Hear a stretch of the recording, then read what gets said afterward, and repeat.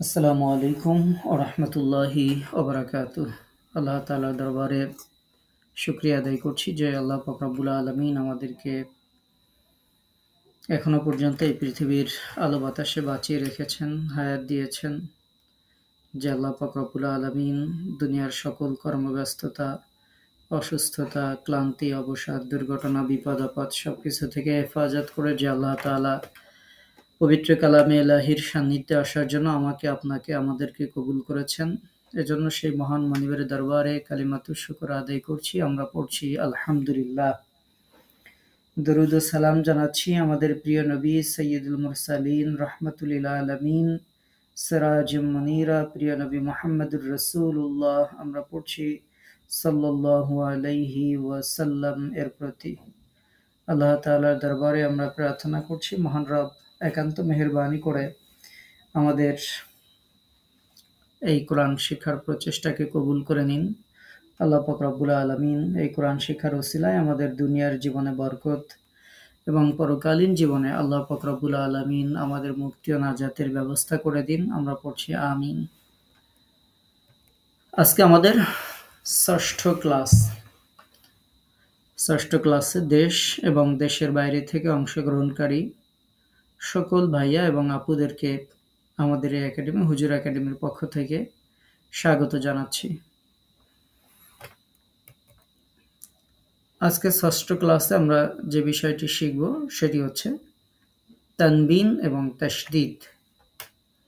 আজকের ষষ্ঠ ক্লাসের আলোচ্য বিষয় তানবিন এবং তাশদীদ। তানবিন এবং তাশদীদের যে বিষয়গুলো আমরা আজকে শিখব সেটা হচ্ছে তানবিনের আলোচনা আমরা জানব, তানবিনের ব্যতিক্রম উচ্চারণ আমরা জানব। যেমনটি আমরা হরকতের ব্যতিক্রম উচ্চারণ শিখেছিলাম, একই রকমভাবে তানবিনেরও ব্যতিক্রম উচ্চারণ আছে, সেটি আমরা জানব।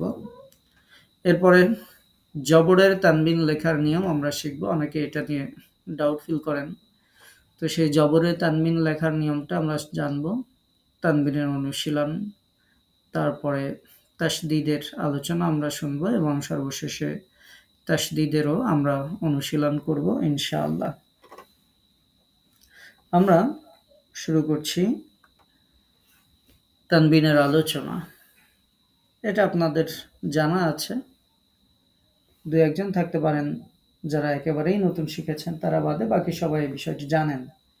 তারপর আমরা একটু উল্লেখ করে দিচ্ছি যে তানবিন, দুই জবর, দুই জের, দুই পেশকে তানবিন বলা হয়। এটা সবার মুখস্থ আছে যে আমরা এক জবর, এক জের, এক পেশ এগুলোকে হরকত বলেছিলাম, আর দুই জবর, দুই জের, দুই পেশকে তানবিন বলবো। তানবিন সবসময় শব্দের শেষে হয়, মনে রাখতে হবে। তানবিন কখনো শব্দের শুরুতেও হয় না, মাঝেও হয় না। তানবিনের ব্যবহার আমরা সবসময় দেখতে পাবো যে শব্দের শেষে তানবিনের ব্যবহার থাকে। সবসময় মনে রাখতে হবে, এটা সবসময় মনে রাখতে হবে। আমি লিখেই দিয়েছি, তার মানে এটা আপনাকে মনে রাখতেই হবে। কোরআন যদি সহি করে আমরা পড়তে চাই, শিখতে চাই, তেলাওয়াত করতে চাই, তাহলে সবসময় আপনাকে মনে রাখতে হবে। এখানে যেটা লেখা আছে ঠিক সেটাই সবসময় মনে রাখতেই হবে। সেটা হচ্ছে তানবিনের উচ্চারণ তাড়াতাড়ি করতে হয়। কেন আমরা এটা আলাদা করে এরকম কেন লিখে দিলাম? কারণ হচ্ছে আমরা যখন নাজেরাতে যখন আপুদের পড়াগুলো নেই বিভিন্ন হিফজ কোর্সে বিভিন্ন জায়গায়, তখন দেখা যায় অনেকের এই ছোট্ট কথাটা না জানার কারণে তিনি হয়তো তানবিনে ধরে রাখছেন, কিন্তু তিনি বুঝতে পারছেন না যে তানবিনের উচ্চারণটা যদি একটু ধরে রেখে তিনি যদি তানবিনটা উচ্চারণ করেন, তাহলে সেখানে একটা গুন্না সৃষ্টি হয়ে যায়, গুন্না তৈরি হয়ে যায়। তো এটা হয়তো তিনি তার মনের অজান্তেই তিনি হয়তো ভাবছেন যে আমি ঠিকই পড়ছি, উচ্চারণও ঠিক আছে, সবই ঠিক আছে, কিন্তু একটু ধরে রাখার কারণে সেখানে গুন্নার সৃষ্টি হয়ে যায়। তো এজন্য আমরা এখানে লিখে দিয়েছি যে সব সময় মনে রাখতে হবে তানবিনের উচ্চারণ তাড়াতাড়ি করতে হয়, এটা মনে রাখতে হবে। যখন গুন্নার সময় আসবে সেগুলোর কথা আলাদা, যখন গুন্না উচ্চারিত হবে তখন তো গুন্নার নিয়ম ফলো করতে হবে, যেমন নুন সাকিন ও তানবিন যখন গুন্না হবে সেটার কথা আলাদা। কিন্তু স্বাভাবিক যে তানবিন, সেই তানবিনগুলো সবসময় দ্রুত উচ্চারণ করতে হবে, তাড়াতাড়ি উচ্চারণ করতে হবে, এটা একটু মনে রাখতে হবে।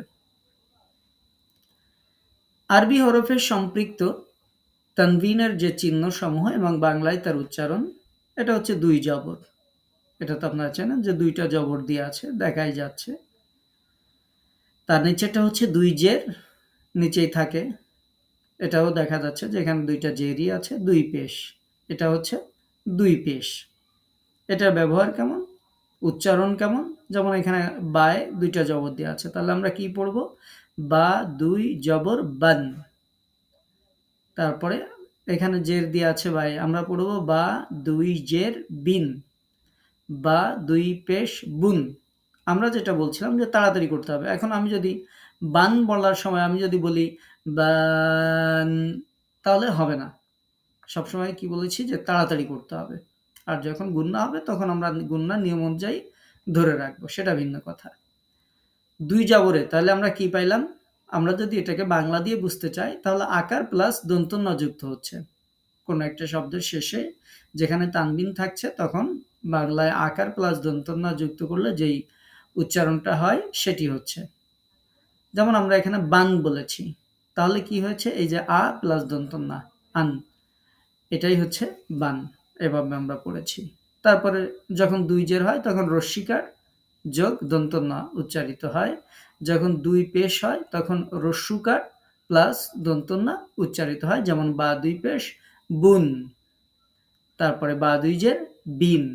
এই যে ইন, উন, আন, এগুলো হচ্ছে তানবিন। জবর হলে আন হয়, জের হলে ইন হয়, আর পেশ হলে উন হয়।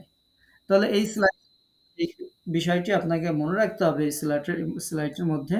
সেটি হচ্ছে যে তানবিনের উচ্চারণ দ্রুত করতে হয়, তাড়াতাড়ি করতে হয়। এবং আপনারা যাদেরকে শিখাবেন, অনেকে এখানে আছেন সুন্দর তেলাওয়াত পারেন এবং অন্যদেরকে শেখাতে চান।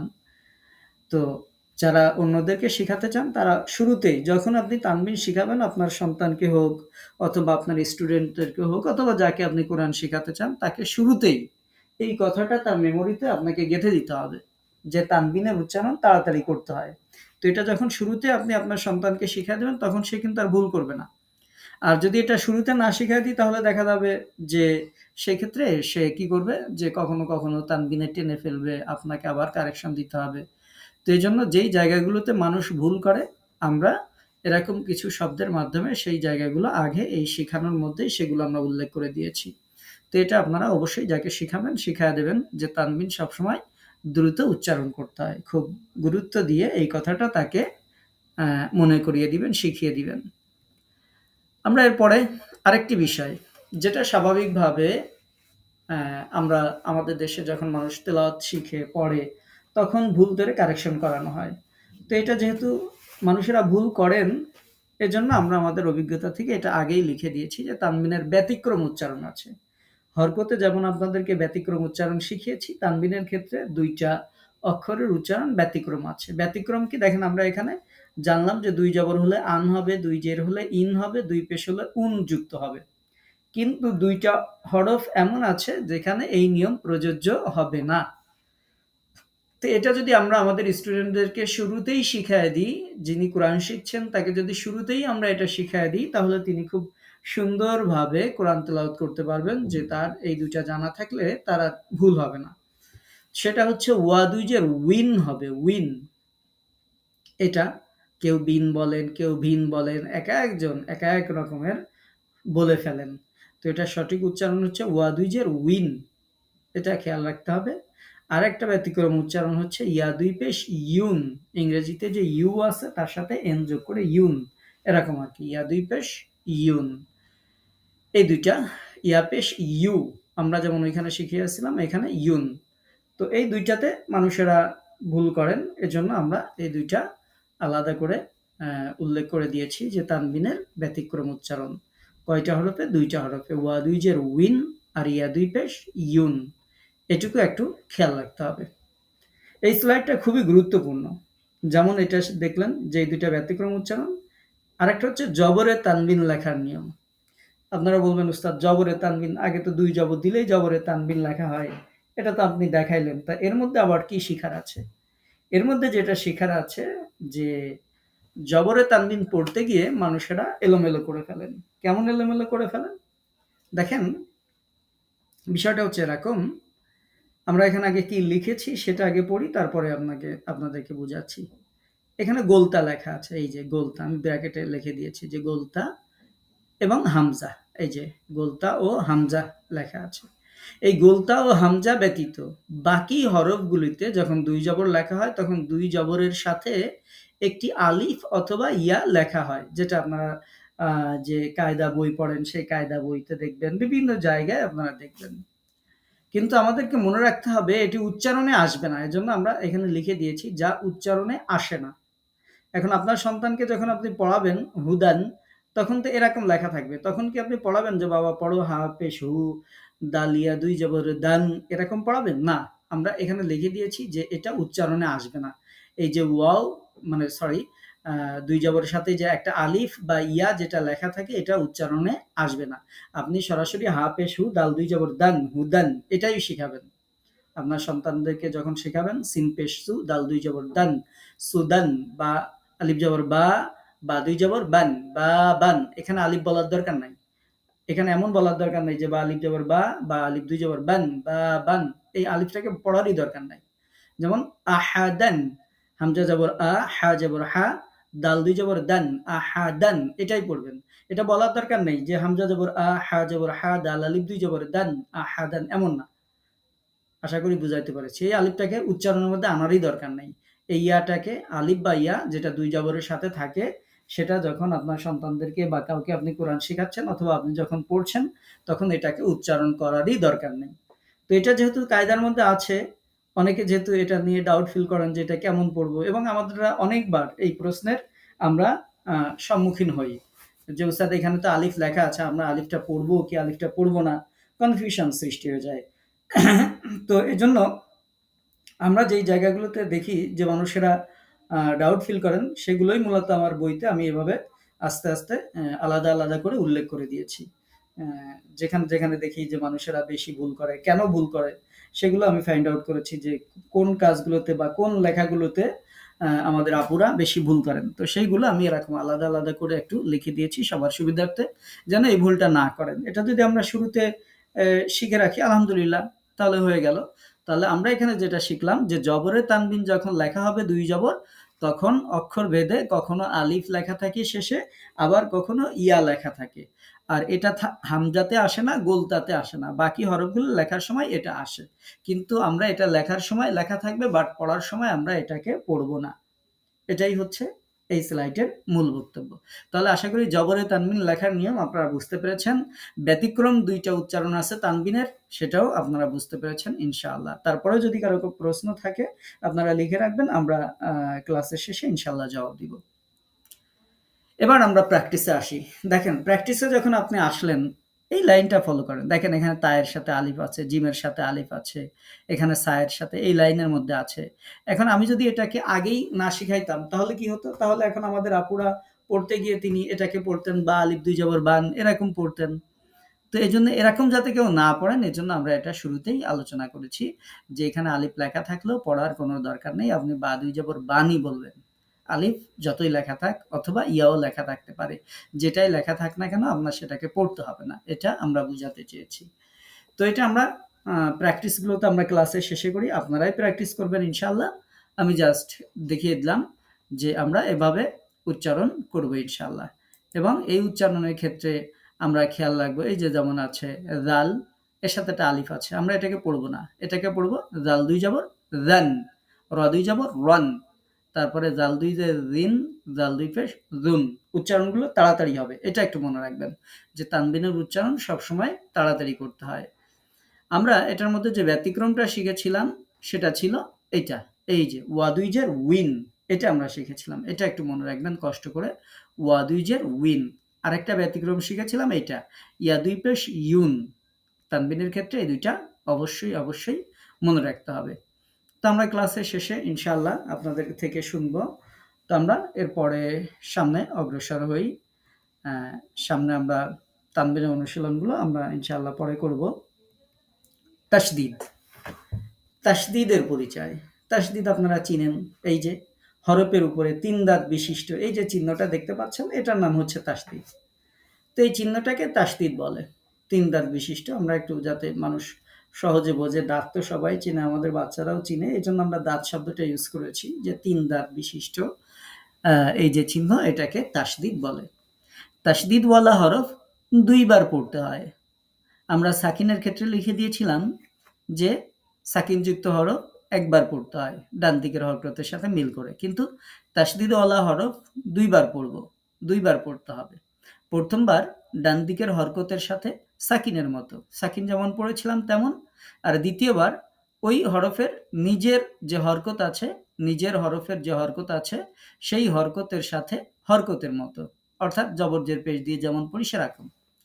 আমরা এবার একটু চিত্রটা লক্ষ্য করি। এখানে এটা বোঝানোর জন্য আমরা চিত্র সহযোগিতা নিয়েছি, যে আমরা দেখেন এখানে হামজা বা জবর আব, তারপরে যোগ বা জবর বা, এরপরে হয়েছে এটা হামজা বা জবর আব বা জবর বা, আব্বা। তো এইটা হচ্ছে তাসদিদ দিয়ে লেখা থাকে। তো এই তাসদিদটাকে যদি আমরা ভেঙে ফেলি তাহলে এটা তৈরি হয়, মানে এটা হয়, মূলত ছিল এরকম আব তারপরে বা, মূলত এরকম ছিল। এটাকেই একটা অক্ষরের মধ্যে তাসদিদ দিয়ে আমরা দুইটা অক্ষরকে একত্রিত করে ফেলেছি। একটা তাসদিদ, যেই অক্ষরটা দুইবার উচ্চারণ হবে সেটাকে জাস্ট ইলমে তাসবিদে পবিত্র কোরআনে সেটার তাসদিদ ব্যবহার করা হয়েছে। তাসদিদ এই নির্দেশ দেয় যে এই হরফটাকে আপনি দুইবার পড়বেন, একবার সাকিনের মতো আগের হরফের হরকতের সাথে, আর একবার এর নিজের হরকতের সাথে আপনি এই হরফটাকে পড়বেন। এটা হচ্ছে তাসদিদ। আশা করি বুঝাইতে পারছি। আবার দেখেন, জিম দাল জবর জাদ, দাল পেশ দু, কাব জবর কা, জাদ দুকা। এটা কি ছিল? এটা ছিল এরকম, জিম দাল জবর জাদ, তারপরে দাল পেশ দু, তারপরে কাব জবর কা। তো এটাকে আমরা কি করলাম, তাসদিদ ব্যবহার যখন করলাম তখন এই দালটাকে আর দুইবার লিখতে হচ্ছে না, দালটা তখন একবার লিখলেই হয়ে যাচ্ছে। মূলত এই কারণে তাসদিদ ব্যবহৃত হয়। আশা করি বুঝাইতে পারছি। তো এটা হচ্ছে তাসদিদের ব্যবহার, যে তাসদিদ যুক্ত যেই হরফটা দেখবেন বুঝবেন সেই হরফটা দুইবার পড়তে হবে। এই দুইবারটা আমি এখানে ভেঙে দেখিয়ে দিয়েছি যেন কারো বুঝতে সমস্যা না হয়, যে দুইবার কেমন করে উচ্চারণ করতে হবে। একবার এরকম সাকিনের মতো উচ্চারণ করতে হবে, আর একবার নিজের হরফের উপর যে হরকত আছে, দেখেন এখানে দালের পরে পেশ আছে, এটা এখানে দালের পরে পেশ আলাদা করে আমি দিয়ে দেখিয়ে দিয়েছি, যে জাদ্দুকা। অনুরূপভাবে আব্বা, এটা এরকম ছিল হামজা বাজবর আব, এরপরে বাতে দেখেন জবর আছে, সেটা এখানে আলাদা করে লিখে দিয়েছি, বা জবর বা, আব্বা। তো তাসদিদ আপনারা জানেন আলহামদুলিল্লাহ। তারপরে এই বিষয়টা বলার কারণ হচ্ছে যে আপনি যখন কাউকে শিখাচ্ছেন, কাউকে যখন শিখাবেন ইনশাআল্লাহ, তখন আপনি এভাবে একটু যদি শিখান, ভেঙে যদি একটু শিখান, তাহলে শিখতে খুবই সহজ হবে। আর নিজে শিখার পাশাপাশি অন্যকে শেখানোর নিয়াতে যদি আমরা শিখি, তাহলে আমাদের সওয়াবটা, বরকতটা বেশি হয়ে যাবে। এবং আপনি আমি আল্লাহ রাসূলের ভাষায় উত্তম মানুষদের মধ্যে অন্তর্ভুক্ত হতে পারবো। প্রিয় নবীর হাদিস আপনারা জানেন। আল্লাহ রাসূল বলেছেন, খায়রুকুম মান তাআল্লামাল কুরআনা ওয়া আল্লামাহ। তোমাদের মাঝে উত্তম মানুষ সেই, যে কোরআন শিখে এবং অপরকে শিখায়। তো আমার সামনে যারা বসে আছেন, মোবাইলের স্ক্রিনে যারা অথবা ল্যাপটপে, কম্পিউটারে যারা এই ক্লাস দেখছেন, আপনারা হচ্ছেন এই জগতের, এই সময়ের সবথেকে ভালো মানুষ। এটা আমার কথা না, এটা হচ্ছে রাসূলের কথা। যদি আমরা এই ভালো মানুষ হতে পারবো যে আপনি শিখছেন, এই সাথে যদি একটু খালি নিয়াত করেন যে আমি এটা শিখছি অন্যকে শিখাবো, এটুকু যদি নিয়াত করেন, তাহলে আপনি এই যুগের, এই সময়ের সবথেকে শ্রেষ্ঠ মানুষ। আল্লাহ রাসূলের কথা অনুযায়ী, আল্লাহ রাসূলের সার্টিফিকেট অনুযায়ী আপনিই হচ্ছেন এই যুগের সবচেয়ে ভালো মানুষ। আল্লাহ রাসূল যাকে বলেছেন খায়রুকুম, তোমাদের মাঝে ভালো, সবচেয়ে উত্তম হচ্ছে ওই ব্যক্তি মান তাআল্লামাল কুরআন, যে কোরআন শিখে, ওয়া আল্লামা, এবং এটা মানুষকে শিক্ষা দেয়। তো এজন্য আমি আমার ক্লাসে বারবার আপনাদেরকে এই পরিভাষাটা ব্যবহার করি, যে আপনি যখন অন্য কাউকে শিখাবেন, কারণ আমরা উদ্বুদ্ধ করি যে আপনি শুধু এই শিক্ষাটাকে নিজের মধ্যে সীমাবদ্ধ রাখবেন না, অন্তত কাউকে না পারলেও আপনার সন্তানকে শিখান, অথবা আপনার মনে করেন যে আপুরা আছেন, আপনার হাজবেন্ড যদি না পারে তাকে শিখান, যারা হাজবেন্ড আছেন যদি স্ত্রী না পারে তাকে শিখান, ছেলেকে শিখান, মেয়েকে শিখান, সহকর্মীকে শিখান, যাকেই হোক, যেখানে পারেন, যেভাবে পারেন, একজনকে যদি একটু শিখাইতে পারেন, তাহলে আপনার একটা ডিপোজিট খোলা হয়ে গেল, যে আপনার সে যতদিন কোরআন পড়বে ততদিন আপনার আমলনামায়, অ্যাকাউন্টে সওয়াব জমা হতে থাকবে। এজন্যই আপনাদেরকে আর কি এভাবে বলা, যে অন্যকে যখন শিখাবেন তখন একটু এভাবে যদি শিখান। আর এর থেকে যদি আপনাদের কাছে আরো ভালো, আরো সহজ কোনো পদ্ধতি থাকে আমাদেরকে জানাবেন, আমরা সেটা অ্যাপ্লাই করার চেষ্টা করব ইনশাআল্লাহ। আমরা এখানেও লিখেছি, তাসদিদের মধ্যেও লিখে দিয়েছি যে সবসময় মনে রাখতে হবে। আচ্ছা, সবসময় মনে রাখতে হবে আমাদের বইয়ের মধ্যে যত জায়গায় লেখা দেখবেন, আপনাদেরকে হয়তো আপাতত পিডিএফ দিয়ে দিচ্ছি। আসলেই এগুলো সবসময় মনে রাখতে হবে। মানে যেটা আমার বইয়ের মধ্যে লেখা থাকবেন যে সবসময় মনে রাখতে হবে। বুঝবেন যে সেটা সবসময় আপনাকে মনে রাখতে হবে। যেখানে লেখা থাকবেন যে জেনে রাখা ভালো, সেখানে বুঝবেন যে এটা জেনে রাখা ভালো, কিন্তু এটা যদি ফলো নাও করি খুব বেশি সমস্যা হবে না। কিন্তু জেনে রাখা ভালো, কেরাতের সৌন্দর্য হবে, মাধুর্য আসবে, সুন্দর হবে। সেই জায়গাগুলোতে আমি জেনে রাখা ভালো পরিভাষা ইউজ করেছি। আর যেই জায়গাতে আমি লিখে দিয়েছি যে সবসময় মনে রাখতে হবে, সেইখানে আর কোনো ডাউট নেওয়ার সুযোগ নেই। যে মনে না রাখলেও চলবে এমন কোনো সুযোগ নেই। সেটা সবসময় আপনাকে মনে রাখতে হবে। সেটা হচ্ছে তাসদিদের উচ্চারণ তাড়াতাড়ি করতে হবে। এটা আগেও বলেছি, আবারও বলছি যে এটা মনে রাখতে হবে। তাসদিদের আলোচনা আপনি নিজে শেখেন অথবা অন্যকে শিখান, এটা আপনাকে শিখাইতে হবে বা শিখতে হবে যে তাসদিদের উচ্চারণ তাড়াতাড়ি করতে হবে। ২ নম্বর হচ্ছে এবং সাকিনযুক্ত হরফের পরে তাসদিদযুক্ত হরফ আসলে সাকিনযুক্ত হরফ বাদ যাবে। তাসদিদ হচ্ছে একটা পাওয়ারফুল, আর সাকিন হচ্ছে এর তুলনায় দাইফ, দুর্বল। তো এই জন্য যখন দুর্বল আর শক্তিশালী পাশাপাশি আসে, তখন আমরা শক্তিশালীটাকে গ্রহণ করব, এটাই স্বাভাবিক, জগতের নিয়মই এটা। তো এই জন্য তাসদিদ আর সাকিন যদি সাকিনের পরে যদি দেখেন তাসদিদ আসছে, তাহলে সাকিনকে আউট করে দিতে হবে। আউট করে দিতে হবে না, সাকিনযুক্ত পুরো হরফই বাদ দিয়ে দিতে হবে পড়ার মধ্যে থেকে। তো এটা হচ্ছে মূল বক্তব্য। এখানে দেখেন, আমরা আপনারা সূরা লাহাব পড়েন, এখানে এরকম লেখা আছে মিম নুনজের মিন, তারপরে মিমের উপর তাসদিদ দেওয়া আছে, তারপরে জবর দেওয়া আছে, তারপরে সিন জবরসা দাল দুজের দিন। এখন আমরা কি করব, আমরা এখানে এই সাকিনটাকে বাদ দিয়ে দিব, যেহেতু এরপরে তাসদিদ আছে। তাহলে আমরা এই মিমটাকে নিয়ে যাব এই মিমের কাছে, মিম মিমজের মিম, মিম জবর মা, সিন জবর সা, দাল দুজের দিন, মিম মাসাদিন। তাহলে এখানে আমরা কি শিখলাম, যে সাকিনের পরে তাসদিদ আসলে সাকিন সহ সাকিনযুক্ত হরফ পুরাটাই বাদ দিয়ে পড়তে হয়। এটা আমরা শিখলাম। একটু মনে রাখবেন ইনশাআল্লাহ। এরপরে আমরা আর একটু সামনে অগ্রসর হই। এই যে জেনে রাখা ভালো। আচ্ছা, এটা একটু জেনে রাখতে হবে এবং এটা মনেও রাখতে হবে। সেটা হচ্ছে যে তাসদিদযুক্ত হরফ সবসময় তার পূর্বের হরকতযুক্ত হরফের সাথে মিল করতে হবে। এর মাঝে যদি হরকতবিহীন হরফ থাকে সেগুলো বাদ দিয়ে পড়তে হবে, একেবারেই বাদ দিয়ে দিতে হবে। এটা জেনে রাখতে হবে। আর এটা জেনে রাখা লিখেছি এই কারণে যে এটা আমরা এভাবেই পড়ি স্বাভাবিকভাবে, এখানে ডাউট ফিল করি না, কারণ হরকতের মধ্যেই তো আমরা এরকম শিখছি, এই যে এটা হরকত আছে, এখানে তাসদিদ আছে, আমরা এটা মিল করে পড়ি। তো এই জন্য কেন মিল করে পড়ছি সেটা জেনে রাখার জন্য বলছি যে তাসদিদ সবসময় পূর্বের হরকতকে ধরবে। এজন্য পূর্বের হরকত আর তাসদিদের মাঝে যত হরফ থাক, ২টা ৩টা ৪টাও যদি থাকে, সব হরফগুলো বাদ দিয়ে দিতে হবে। তো এখানে আরাআইতাল, দেখেন তা আল্লাম এর মাঝে আলিফ ছিল, বাদ দিয়েছি। এরপরে এই লাইনে আসেন, ইউকাযযিবু বিদ্দিন, দেখেন বিদ্দিন বা দালকে এর সাথে যুক্ত করে দিয়েছি, মাঝখানে আলিফ ছিল, লাম ছিল, সব বাদ দিয়েছি। তাহলে এইটুকুর মধ্যে আমরা কি শিখলাম, এটুকুর মধ্যে আমরা শিখলাম যে তাসদিদ আর হরকত, আগে হরকত পরে তাসদিদ, এর মাঝখানে যত হরফ থাকে সব হরফ বাদ দিয়ে পড়তে হবে, সেগুলো পড়তে হবে না। এটা আমরা শিখলাম। এরপর আর একটা জিনিস আমরা শিখে রাখি, সেটা হচ্ছে বাক্যের শুরুতে যদি তাসদিদ থাকে, আপনি তেলাওয়াত শুরু করছেন, তেলাওয়াতের প্রথম শব্দেই তাসদিদ আছে, তখন আপনি কি করবেন? তখন যেটা করতে হবে যে শুরুতেই যদি তাসদিদ থাকে তাহলে তাসদিদ পড়তে আসবে না, শুধু তার হরকতটি পড়তে হবে। আপনারা বলতে পারেন ওস্তাদ এই ছোট্ট জিনিস এটা আবার লিখছেন। লিখছি এ কারণেই যে আমরা এরকম প্রশ্নের সম্মুখীন, বিশেষ করে নাজেরাতে যেসব আপুরা পড়েন, ওনারা আমাকে যত বেশি যে বিষয়ে প্রশ্ন করেন সেগুলো আমি এরকম উল্লেখ করে দিয়েছি যে যেন পরবর্তী যারা আসবেন তাদের জন্য সহজ হয়। তো এর জন্য এখানে আমরা কি শিখলাম, যে বাক্যের শুরুতে যদি তাসদিদ থাকে তাহলে তাসদিদ পড়তে আসবে না, শুধু তাসদিদের হরকতটি পড়তে হবে। এবার আমরা উদাহরণে আসি। দেখেন ওয়ামরাআতু, একটা শব্দ জাস্ট এখানে আমি এনেছি। এখন এই শব্দটা শুরুতে এখানে তাসদিদ আছে, তাহলে আমরা এখন কি করব, এই নিয়ম অনুযায়ী তাসদিদটাকে বাদ দিয়ে দিব, শুধু ওয়াওটাকে পড়ব। আমরা এখানে তাসদিদ কাকে ধরবে, আগে তো কোনো হরকতই নাই, সুতরাং আমি তো আগের কিছুর সাথে যুক্ত করতে পারতেছি না, কিন্তু আছে তো তাসদিদ। তো তাসদিদ থাকলে এটা ডিঅ্যাক্টিভ হয়ে যাবে, এর কোনো কাজ নাই, এটাকে বাদ দিয়ে পড়তে হবে। এটা মনে রাখবেন।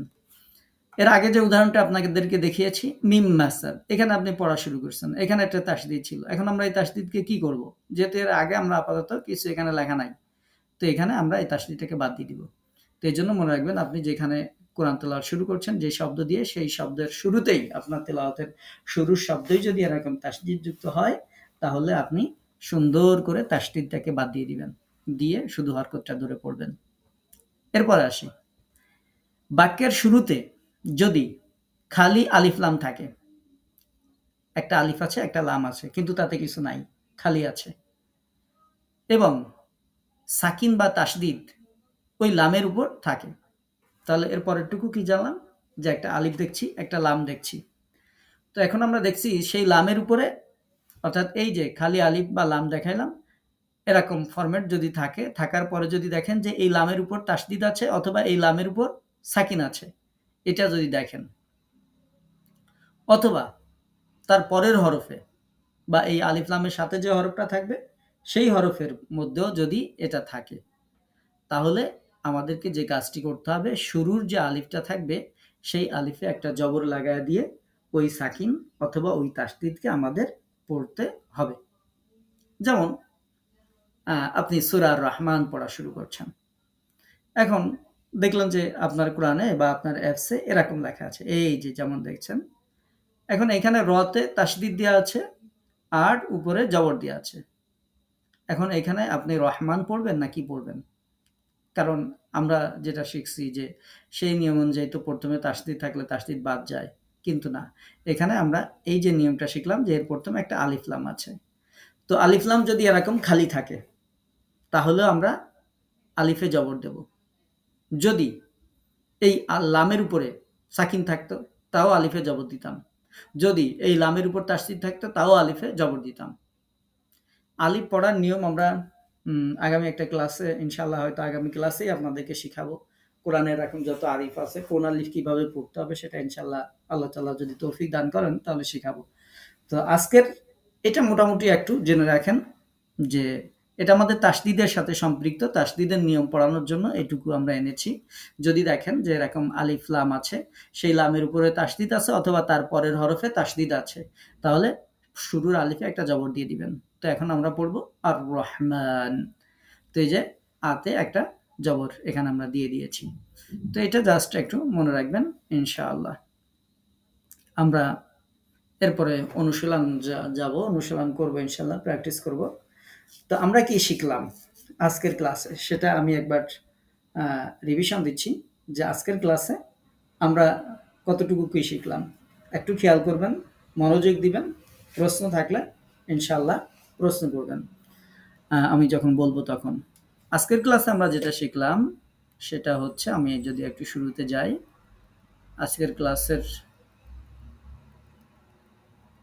আজকের ক্লাসে আমরা তানবিন এবং তাসদিদ সম্পর্কে শিখেছি।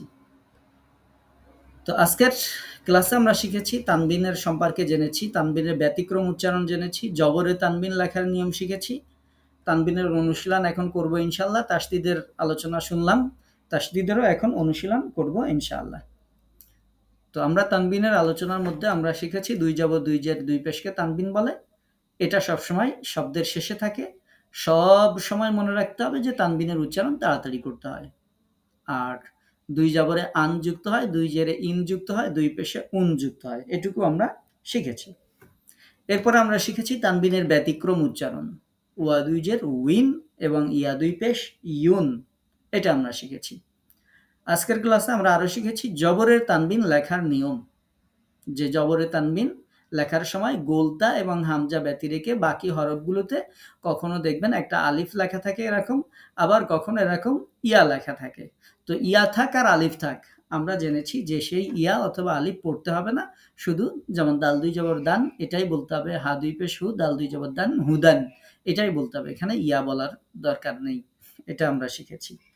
এরপরে আমরা আজকের ক্লাসে আরো শিখলাম তাসদিদ সম্পর্কে কয়েকটা কথা, সেটা হচ্ছে তাসদিদ, এই তিন দাঁত বিশিষ্ট যে চিহ্ন এটাকে তাসদিদ বলে। এই হরফটা দুইবার পড়তে হয়, প্রথমবার ডান দিকের হরকতের সাথে সাকিনের মতো, দ্বিতীয়বার নিজের হরফের হরকতের সাথে হরকতের মতো।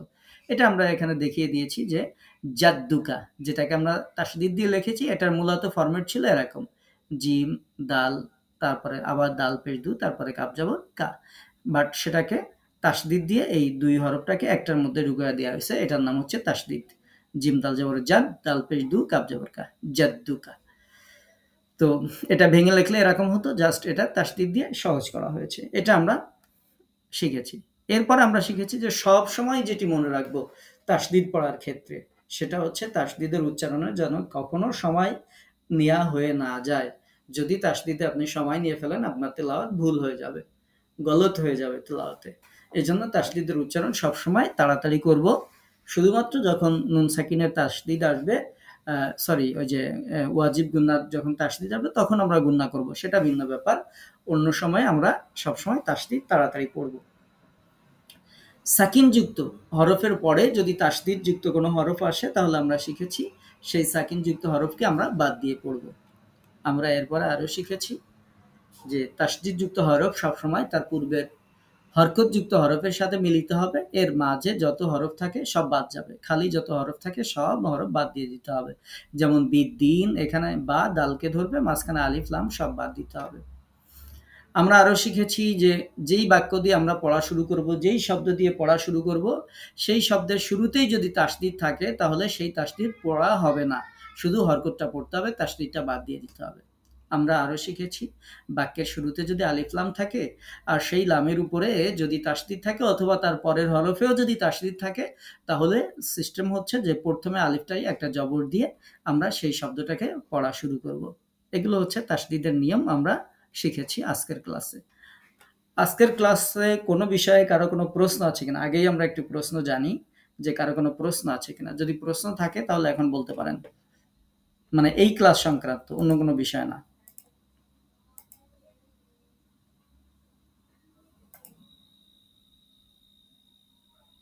কারো কোনো প্রশ্ন আছে?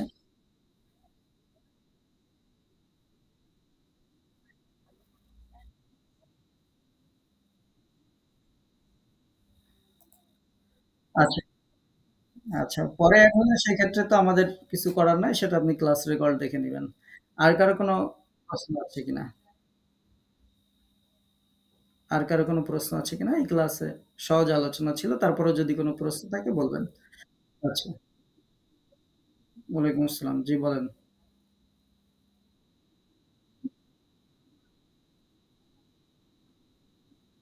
আচ্ছা, ঠিক আছে, সমস্যা নাই। আচ্ছা, এটা কি আপনার কোনো প্রশ্ন হলো? আমি বলছি এই ক্লাস সম্পর্কে কোনো প্রশ্ন থাকলে প্রশ্ন করবেন।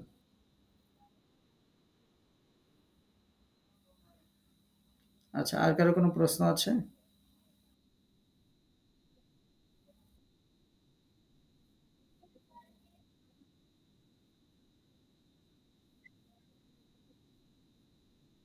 ওইটা অক্ষর নিয়মে শিখাবো। আপাতত যতটুকু শিখেছি ততটুকুর মধ্যে সীমাবদ্ধ থাকেন। তানবিনযুক্ত হরফে ২ জবরে তানবিনে যদি আলিফ থাকে, সেখানে যদি আমরা ওয়াকফ করি তাহলে সেখানে একটা জবর বাদ দিয়ে ১ আলিফ মাদ করে পড়তে হবে। সেটা হচ্ছে ওয়াকফের নিয়মের মধ্যে আমরা শিখাবো। ঠিক আছে? এখন তানবিন শিখাচ্ছি। এখন শুধু তানবিনের মধ্যে সীমাবদ্ধ থাকেন। জি। আর আচ্ছা। আর কারো কোনো প্রশ্ন আছে? জি বলেন। হ্যাঁ, বলেন। হ্যাঁ, বলেন।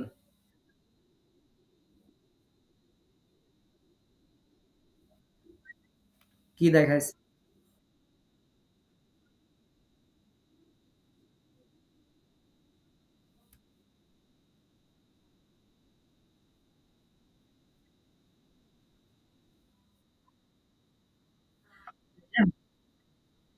এই যে এখানে যেমন ফরমেটে লেখা আছে, এই যে জিম দাল জবরে জাদ, তারপরে দাল পেশ দু, জাদ্দু, কাফ জবর কা, এভাবে পড়বেন।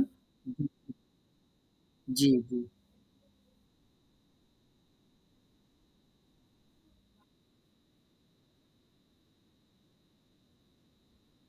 আচ্ছা, ঠিক আছে। সোজা বুঝতে এখন কিভাবে পড়ায় আমি তো জানি না। বাট ওইটা যেভাবে পড়াচ্ছে হয়তো অন্য।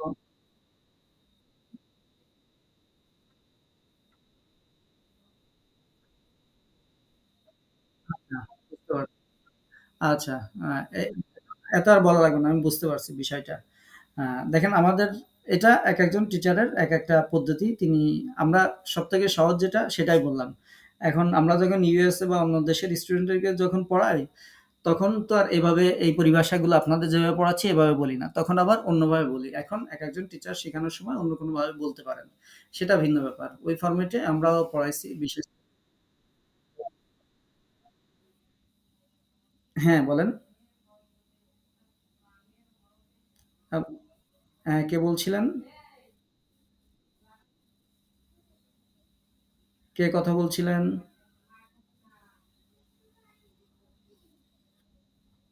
লামিয়া আক্তার আপু বলছিলেন? ওয়ালাইকুম আসসালাম। আপনি কিছু বলছিলেন?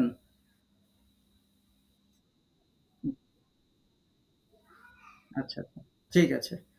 তো যেটা বলছিলাম সেটা হচ্ছে যে, আমরাও যখন ইউএসএ বা অন্য দেশের বাচ্চাদেরকে পড়াই, তখন আমরাও এভাবে না পড়ায়, উনাদের ওইখানে যে পদ্ধতিতে পড়ায়, আমরাও তখন সেই পদ্ধতিতে বলি। তো এজন্য ওইটা যে এলাকায় যেটা প্রচলন আছে, যারা যেভাবে পড়ায় সেভাবে আমরা ইয়ে করি। তো এজন্য অন্য টিচাররা অন্যভাবে পড়াতে পারেন, সেটা ব্যাপার না। বাট আমরা এটা সহজ সবথেকে, এজন্য এটা আপনাদেরকে শিখাচ্ছি। আচ্ছা। ওর ওর ওর মাথার মধ্যে যেটা সহজ, সবচেয়ে সহজ সেটাই পড়াবেন। ও যদি এভাবে পড়তে কমফোর্ট ফিল করে তাহলে এভাবেই পড়াবেন। ওইভাবে পড়াবেন না। ঠিক আছে? বাচ্চা যেটা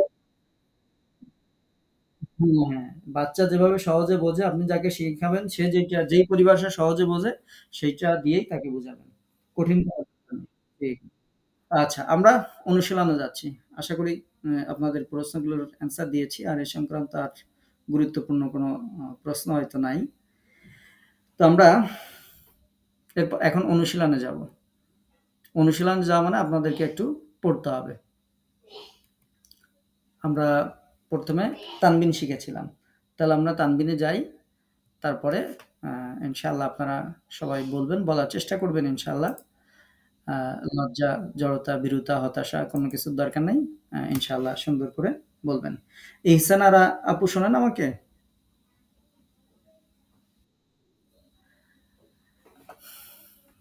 আপনি এই নিচের লাইনটা বলেন।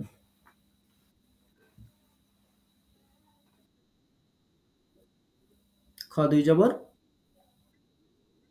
হ্যাঁ, খন। খ ২ জবর খন। তারপরে খ ২ হ্যাঁ, ৩ টা একসাথে বলেন। খ ২ পেশ খন, খিন, খুন। তাহলে আমরা জানলাম যে তাড়াতাড়ি বলতে হবে, তাই না? তারপরেরটা বলেন।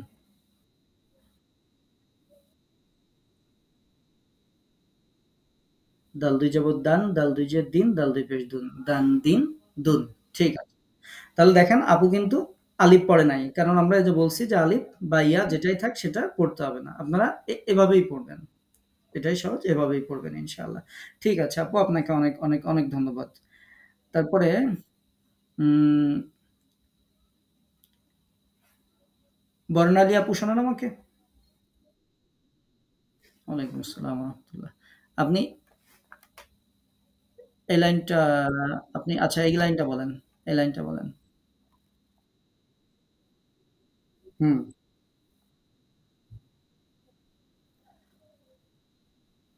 আবার না, না, জালটা আবার পড়েন। জাল ২ জবর আচ্ছা। এবার আপনার কাছে প্রশ্ন হচ্ছে, জাল কি শক্ত করে উচ্চারণ করতে হয় না নরম করে উচ্চারণ করতে হয়? শক্ত করে। না, দেখা হয়নি। ভালো করে দেখবেন। আপনি ওই কার্ড দেখতে পারবেন এখন? ওইখানে কি জাল নরম করে না শক্ত করে মাত্রা আচ্ছা, আচ্ছা। ঠিক আছে। আচ্ছা, দেখি আমরা আরেকজন আপুর কাছে জিজ্ঞাসা করি। আহসানা বেগম আপু শোনেন আমাকে? আহসানা বেগম আপু?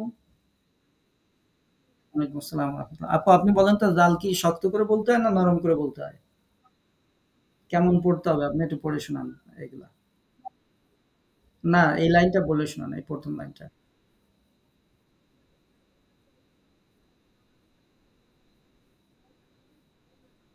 ১ম টা কি বললেন? ১ম টা কি বললেন? হ্যাঁ, জান। তো এটা আরো নরম হবে। আপনাদের এই জালগুলো শক্ত হয়ে যাচ্ছে। জাল, জিহ্বার আগা, তারপরে কি উপরে ২ দাঁতের লাগায় নরম করে। আমরা বারবার বলছি নরম। এই নরমটা হচ্ছে না। নরমটা আরো নরম হতে হবে। জাল ২ জবর রান, জাল ২ জের রিন, জাল ২ পেশ জুন। Run, Rin, June. কিন্তু এটা আপনাদের শক্ত হয়ে যাচ্ছে। আরো প্র্যাকটিস।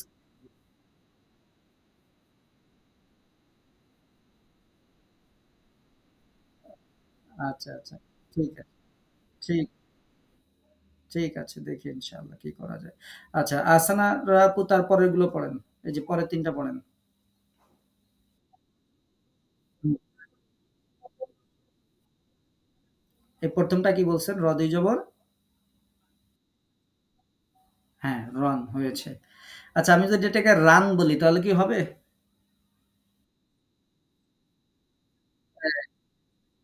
মাশাআল্লাহ, মাশাআল্লাহ। এই তো আপনারা শিখে ফেলছেন। এইটুকুই আমি আপনাদের শিখাইতে চাই। তাইলেই তিলাওয়াত সঠিক হয়ে যাবে। তাহলে র-দুই জবর রন, র-দুই জের রিন, র-দুই পেশ রুন। রন, রিন, রুন। অনেক, অনেক ধন্যবাদ আপনাকে। তারপরে আশরাফুন নাহার আপু, আশরাফুন নাহার। ওয়ালাইকুম আসসালাম ওয়া রাহমাতুল্লাহ। আপনি শেষের লাইনটা বলবেন, শেষের লাইনটা। না, ১ম এ কি জের আছে আপু? এই যে। দেখ দেখা যায়?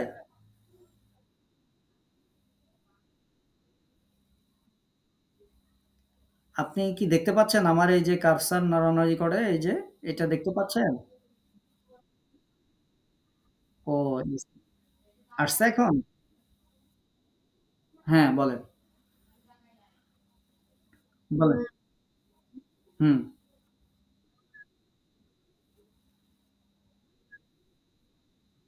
হুম। তাহলে কি হবে? হ্যাঁ। শান, শিন, শুন। দ্রুত বলতে হবে। ঠিক আছে। শিন কোন জায়গা থেকে উচ্চারিত হয়? এই তো বলে ফেলছেন। কেমন করে? মাশাআল্লাহ! সবগুলো অ্যান্সার দিতে পারছেন। অনেক, অনেক ধন্যবাদ আপনাকে। শুকরিয়া। তারপরে এনামুল হক ভাইয়া শুনতে পান আমাকে? ওয়ালাইকুম আসসালাম ওয়া রাহমাতুল্লাহ। এনামুল ভাইয়া আপনি এইটা পড়েন। এই যে এটা।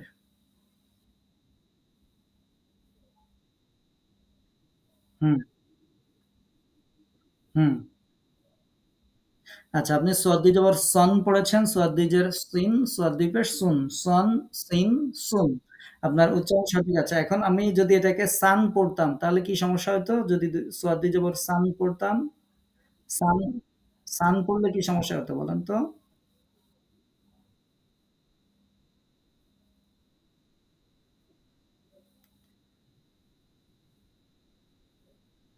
জবরে আকার হবে না যে ৮ টা হরফে তার মধ্যে সোয়াদ একটা এজন্য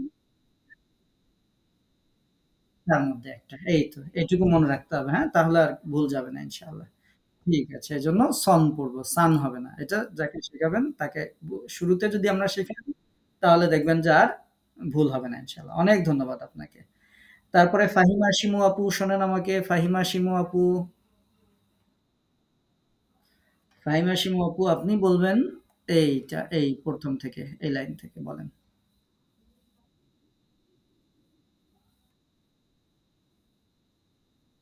হুম,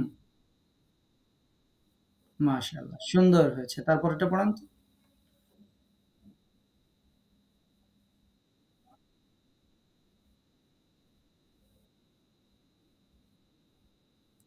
তাহলে আমরা এখানে আলিফটা কেন পড়লাম না? তুয়ার সাথে দুয়াদের সাথে যে আলিফ ছিল কেন পড়লাম না আমরা? কিন্তু পড়ায় আসবে না। এই তো মাশাআল্লাহ সুন্দর বলেছেন। এটুকু মনে থাকলেই হয়ে যাবে। তাহলে দন, দিন, দুন, তন, তিন, তুন। তন, তুইন। তোয়াটা একটু পোর করে পড়তে হবে, হ্যাঁ? তুইন। নয়তো তার মতো যাতে না হয়, সরাসরি তিন না হয়, এটা খেয়াল রাখতে হবে। আর ঠিক আছে, আলহামদুলিল্লাহ। অনেক, অনেক ধন্যবাদ আপনাকে। তারপরে রাজীব ভাইয়া শুনতে পান আমাকে? ওই যে সেই জে, ডি, জে, আর যে সম্ভবত এটা দিয়ে মনে হয়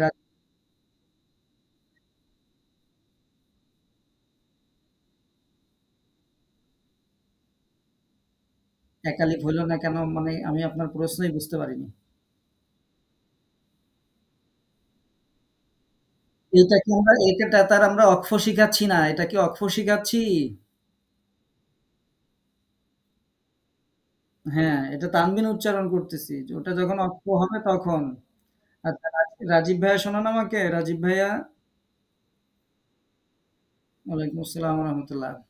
আপনি পড়েন, এই ২ নম্বর লাইন পড়েন। হুম। না, না ওই লাইন তো আপু পড়ছে, তার নিচের লাইন।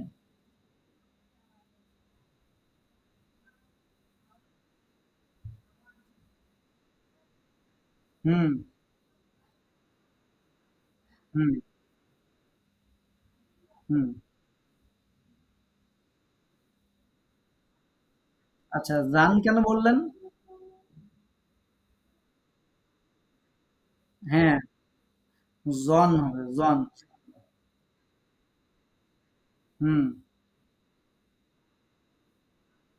হুম। সরাসরি জিন না, তাই তো জাল দুই জার হয়। জোয়া দুই জার হচ্ছে জিন। জোয়া দুই জার জন, জোয়া দুই জার জিন, জোয়া দুই পেশ জুন। জন, জিন, জুন। পার্থক্য থাকবে, হ্যাঁ? জি, অনেক, অনেক ধন্যবাদ আপনাকে। শুকরিয়া। তারপরে লামিয়া আক্তার আপু শোনান আমাকে। আপনি বলেন। এই যে কোনটা বলবেন? কোনটা? এইটা আইনেরটা বলেন। আইন দিয়ে উচ্চারণ করেন। হুম। মাশাআল্লাহ! সুন্দর উচ্চারণ হয়েছে। সবাই শুনেছেন আপু যেভাবে উচ্চারণ করেছে এভাবেই কণ্ঠনালীর মধ্যে চেপে ধরে উচ্চারণ করতে হবে। রান, রিন, রুন এটা খেয়াল রাখবেন। আচ্ছা ঠিক আছে। সুন্দর হয়েছে আপনার। তারপরে মারুফা বেগম আপু শোনান আমাকে। মারুফা বেগম আপু। ওয়ালাইকুম আসসালাম। আপনি বলেন তো এটা গয়েন এটা দিয়ে? হুম।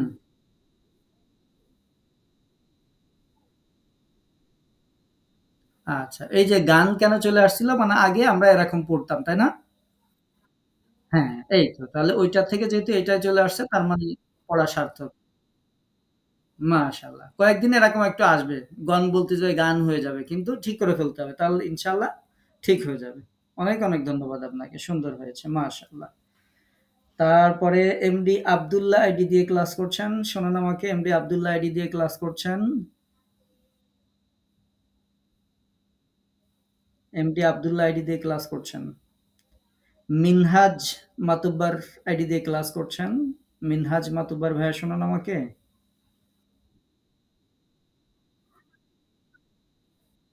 হুম, আপনি বলেন। আপনি যেহেতু স্পিকার বলেন, এটা বলেন। এই ফা দিয়ে এটা বলেন।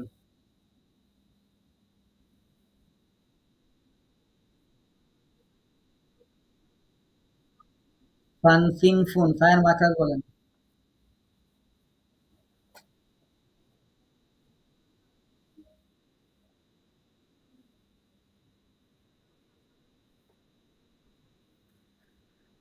এতদিন পরে ২ ঠোঁটের মাঝখানে নিয়ে গেলে হবে?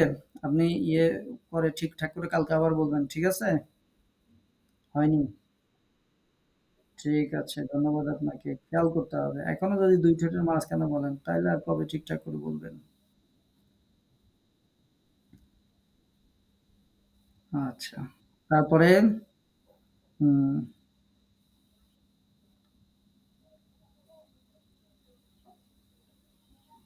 একটু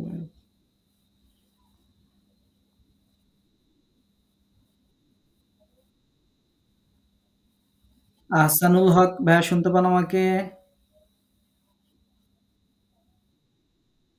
আসসালামু রাহমাতুল্লাহ। আপনি এই আ ওয়াও দিয়ে বলেন। এই যে ওয়াও, হ্যাঁ? বলেন। হুম, ওয়ান উইন হুম, মাশাআল্লাহ। এই যে উইনটা যে বলতে পারছেন এটা আমি শোনার জন্য বলছিলাম। আলহামদুলিল্লাহ সুন্দর হয়েছে। এটাই আপনি বলতে পারেন কিনা এটাই আমি দেখতে চেয়েছিলাম। মাশাআল্লাহ। শুকরিয়া। ধন্যবাদ আপনাকে। তারপরে ওয়ালাইকুম আসসালাম ওয়া রাহমাতুল্লাহ।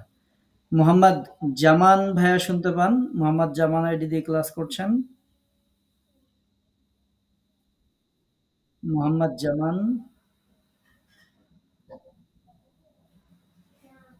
আচ্ছা, তারপরে মোহাম্মদ শরীফ আইডি দিয়ে ক্লাস করছেন। মোহাম্মদ শরীফ আইডি দিয়ে ক্লাস করছেন, শোনেন আমাকে? মুশফিকা আক্তার আপু শোনেন?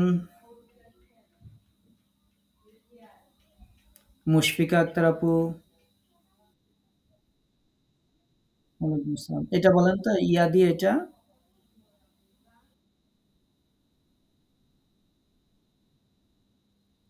বলেন।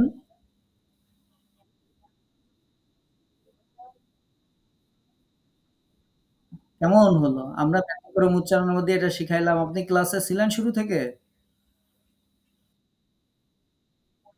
হ্যাঁ, দেখছেন একটু পরে জয়েন করলে কি হয় দেখেন। আবার বলেন। ইয়া দুই জবর।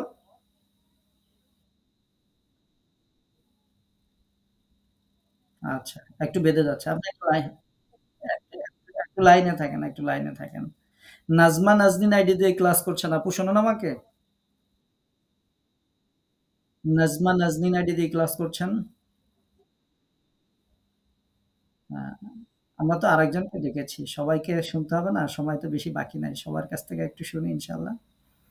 এটা তো সবাই বলতে পারবে বাট আমরা একটু যাচাই করছি কে কেমন বলে আরকি। রাবেয়া ইসলাম আপু শোনেন আমাকে? বলেন, এটা বলেন।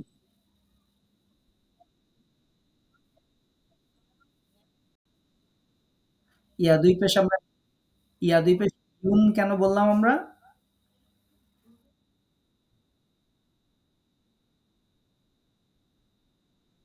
হ্যাঁ, এটাই বলতে হবে যে আমরা যে ২ টা ব্যতিক্রম শিখেছি তার মধ্যে ইয়া একটা যে ইয়া ২ পেশ ইউন হবে।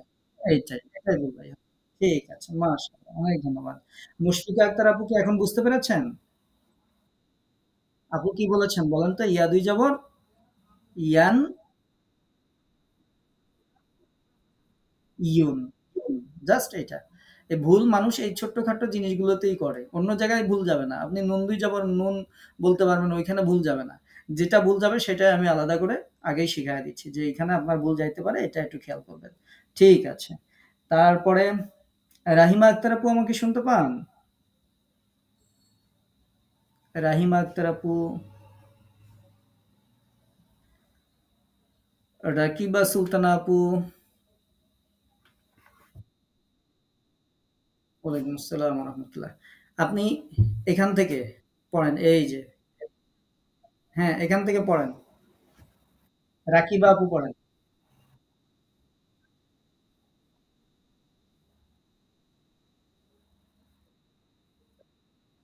হুম, ঝায়ের মাখরাজ কোথায় বলেন?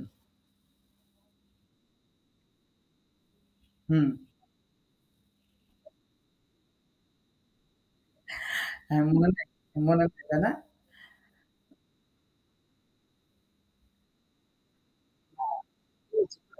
জি, তাও হয়নি। হ্যাঁ, আরেক আচ্ছা, এটা হচ্ছে ওই যে ঝা, সিন, সোয়াজ মানে জিহ্বার আগা, নিচের দাঁতের আগার সাথে শিখাইছিলাম না সেটা। আমি আপনার উচ্চারণ শুনে বুঝতে পারছি যে আপনার উচ্চারণ সঠিক মাখরাজে যাচ্ছে না। মানে হ্যাঁ, আমরা তো শুনতে অভ্যস্ত। এজন্য আমরা ফেস টু ফেস ক্লাস করছি না। কিন্তু আপনারা উচ্চারণ যখনই করেন তখনই আমি বুঝতে পারি যে কার কোন জায়গা থেকে উচ্চারণ হচ্ছে। যার উচ্চারণ ঠিক করতে হবে, হ্যাঁ? হুমা যা ৩ হুমা যা ৩ এর মাখরাজ ঠিক।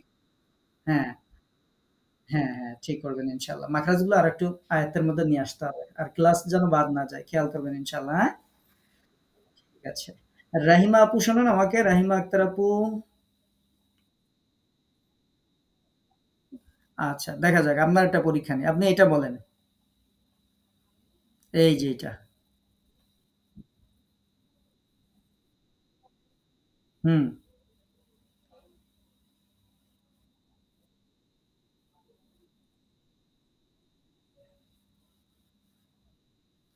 সানা সানা শিন, সা নাকি শিন কি এটা? হুম, হুম, হুম। তারপরে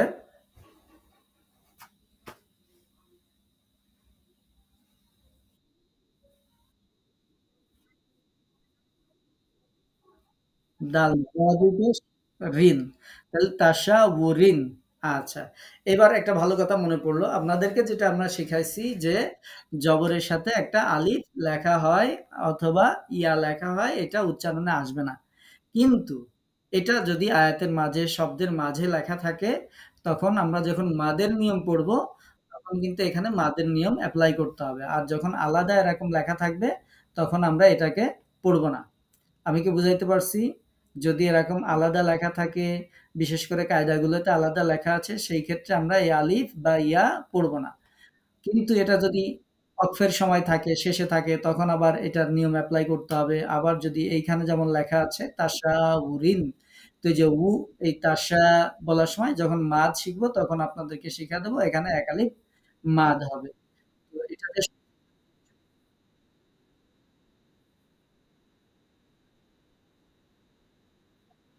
জি, জি। হ্যাঁ, হ্যাঁ, মাদ হবে। যদি জবরের সাথে এক জবরের সাথে আলিফ থাকে। তো এটা এক জবরের সাথে। কয় জবরের সাথে? এক জবরের সাথে। তো এই যে তো আপনি যেহেতু টানেন নাই, সেহেতু আরকি বলে দিলাম এটা মাদের সময় আমরা শিখাইয়া দেব, সমস্যা নাই। তো এটা একটু খেয়াল রাখবেন। আর যেমন সলিহান উপরেরটা আছে। এখন এখানে আমরা সলিহান জবর এই আলিফ বাদ দিয়েই পড়ব। কিন্তু এটা যখন আমরা তাজবিদের মানে তিলাওয়াতের মধ্যে পড়ব, এখানে যদি ওয়াকফ করি, তখন আবার সলিহা এই নিয়মে পড়তে হবে। তো স্বাভাবিকভাবে আমরা এই আলিফটাকে বাদ দিয়ে তানবিনের উচ্চারণ করব। এটা একটু মনে রাখবেন। ঠিক আছে? তানবিনের উচ্চারণের সময় আমরা আলিফটা পড়ব না। এক জবরের সাথে যখন আলিফ আসবে তখন আমরা পড়ব। তো এটা যেন আবার ২ টা মিল না হয়ে যায়। সেটার জন্য জাস্ট একটু বলে দিয়া। তারপরে উম রিনা শারমিন আপু, শোনেন আমাকে? রিনা আপু? ওয়ালাইকুম আসসালাম ওয়া রাহমাতুল্লাহ। আচ্ছা, এটা তো আমরা অনেকবার প্র্যাকটিস করলাম। এবার একটু তাসদিদে যাই। দেখি তাসদিদ কেমন পড়েন আপনারা। আচ্ছা, আব্বা আম্মা দিয়েই শুরু করি। বলেন, এটা শুরুতে কি আছে? হুম, বলেন। বানান করেন।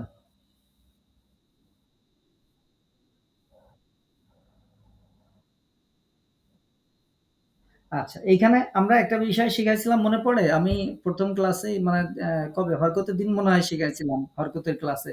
যে আলিফে জবর জের পেশ থাকলে আমরা আলিফটাকে আর আলিফ বলব না। আমরা তখন কি বলব? হ্যাঁ, তাহলে এবার বলেন। হ্যাঁ, হামজা বা জবর আব, বা জবর বা, আব্বা। ঠিক আছে। আ হয়েছে আপনার। বায়ের মাখরাজ বলতে পারবেন?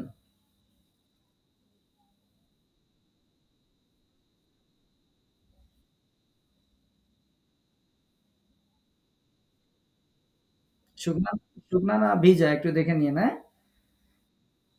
শুকনা। আচ্ছা, ঠিক আছে। ধন্যবাদ আপনাকে। মানে আরেকটু পড়তে হবে। আপনাদেরকে জিজ্ঞাসা করা মানে হচ্ছে আমি তো আমাদের এই প্র্যাকটিসের ইয়েটা শেষ করে ফেলছি। তো আমাদের ৬ টা ক্লাস হয়ে যাচ্ছে অলরেডি ওরিয়েন্টেশন ক্লাসের পরে। থাকবে ইনশাআল্লাহ। টেনশন নেই। ইনশাআল্লাহ থাকবে। একটু পড়বেন। আমি যা বলছি মাঝে, মাঝে একটু দেখবেন। মাঝে, মাঝে ক্লাস রেকর্ডটা শুনবেন। হয়ে যাবে ইনশাআল্লাহ। তারপরে রবিউল ইসলাম আইডি দিয়ে ক্লাস করছেন আমাকে শোনান। তারপরে সাদিয়া ইসলাম আপু শোনেন। আচ্ছা, আপনি একটু বলেন। এই যে এইখান থেকে বলেন। এইখান থেকে এই ৩ টা বলেন। আবার হলো না, আবার। হ্যাঁ, এবার হইছে। জবর আশা। তারপরে